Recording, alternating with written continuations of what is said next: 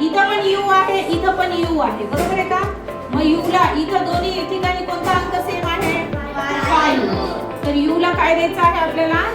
5. त्यानंतर आर साठी काय उरलेलं आहे? 4. आणि इथं टी साठी काय उरलेलं आहे? 9. तर पहा इथं आपण प्रत्येक लेटर साठी एक अंक काढलेला आहे. आता याप्रमाणे ट्रू आपण कसं लिहिणार आहोत? तर टी साठी 9, आर साठी 4